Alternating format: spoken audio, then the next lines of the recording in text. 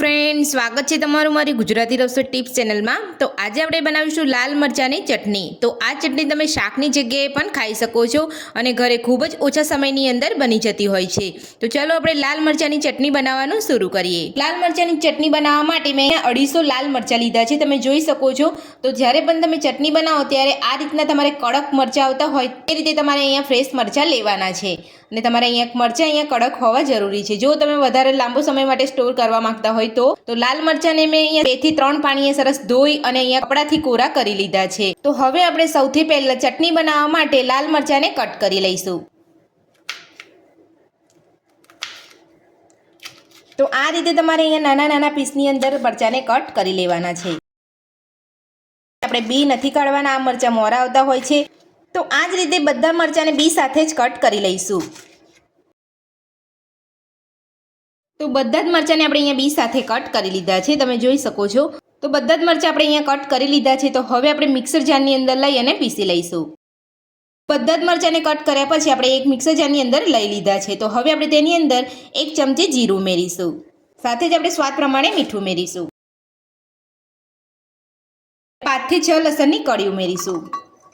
તો આ રીતે તમે પીસો ત્યારે તમારે ધ્યાન રાખવાનું છે કે પાણી ઉમેર્યા વગર તમારે અહીંયા બધું પીસવાનું છે। તો હવે આપણે ઢાંકણ બંધ કરીને બધું સરસ પીસી લઈશું। તો પાણી ઉમેર્યા વગર જ આપણે બધું સરસ પીસી લીધું છે। તો હવે આપણે ચેક કરી લઈશું। તો તમે જોઈ શકો છો એકદમ સરસ આપણે અહીંયા મરચાં પીસાઈ ગયા છે। તો આ રીતે જ તમારે અહીંયા બધું સરસ પીસવાનું છે। તો હવે આપણે બધું જ એક પેનની અંદર લઈ અને સરસ રીતે કૂક કરી લઈશું। તો ચટણીને કૂક કરવા માટે ગેસ ઉપર આપણે અહીંયા એક પેન મૂક્યું છે, એની અંદર આપણે નાની અડધી વાટકી જેટલું તેલ લઈશું। તો આ રીતે તમે ચટણી બનાવતા હોય ત્યારે તમારે તેલનું પ્રમાણ થોડું અહીંયા વધારે રાખવાનું છે। તો આ રીતે તમે તેલનું પ્રમાણ વધારે રાખશો, ચટણી લાંબા સમય સુધી જળવાઈ રહેશે। તો હવે આપણે તેલને ગરમ થવા દઈશું। તો તેલ આપણું ગરમ થઈ ગયું છે। તો હવે આપણે 2 ચપટી જેટલી હિંગ ઉમેરીશું।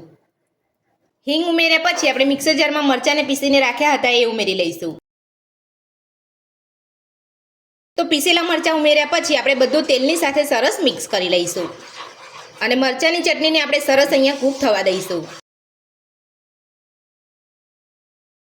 તો જે મિક્સર જારની અંદર આપણે અહીંયા મરચાંને પીસ્યા હતા તેની અંદર થોડું પાણી ઉમેરી હલાવીને સરસ મિક્સ કરી અને બધું જ આપણે અહીંયા ચટણીની અંદર ઉમેરી દઈશું।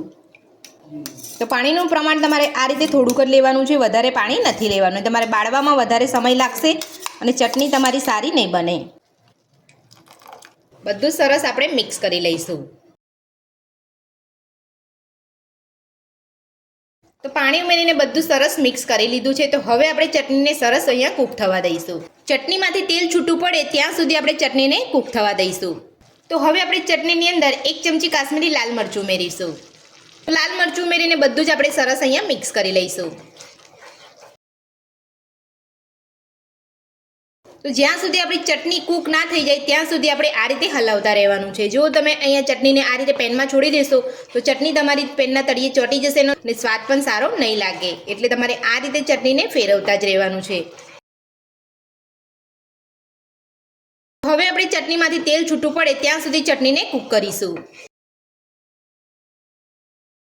તો તમે જોઈ શકો છો મરચાંની અંદર જે પાણી રહેલું હતું એ અહીંયા થોડું બળી ગયું છે અને મરચાંની ચટણી આપણી અહીંયા કૂક થઈ જવા આવી છે। તો હવે આપણે તેની અંદર 1 ચમચી ગોળ ઉમેરીશું।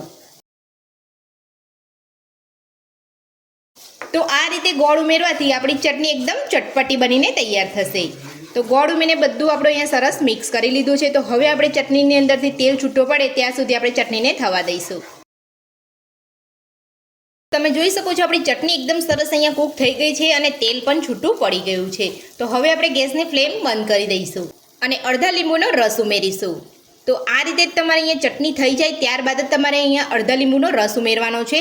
તમારે અહીંયા વચ્ચે લીંબુનો રસ નથી ઉમેરવાનો। જો તમે અહીંયા વચ્ચે લીંબુનો રસ ઉમેરશો તો તમારી ચટણી અહીંયા કડવી થઈ જશે।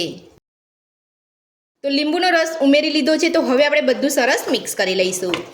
તો તમે જોઈ શકો છો અહીંયા જોતાં જ ખાવાનું મન થઈ જાય તેવી લાલ મરચાંની ચટણી બનીને આપણી અહીંયા તૈયાર છે। તો આ ચટણી તમે શાકની જગ્યાએ રોટલી કે ભાખરી કે ખીચડી સાથે પણ ખાઈ શકો છો। તો ચટણી બનીને આપણી તૈયાર છે। તો હવે આપણે ચટણીને સર્વ કરી લઈશું। તીખી અને ચટપટી લાલ મરચાંની ચટણી બનીને આપણી તૈયાર છે। તો ચટણી બનાવવાની રીત તમને મારી કેવી લાગે મને કોમેન્ટ બોક્સમાં કોમેન્ટ કરીને જરૂરથી જણાવજો અને મારી આ રીતે તમે ઘરે એકવાર બનાવવાનું જરૂરથી ટ્રાય કરજો। રેસીપી પસંદ આવી હોય તો વિડીયોને લાઇક કરજો, ચેનલને સબસ્ક્રાઈબ કરજો, તમારા મિત્રોને જરૂરથી શેર કરજો। Thank you.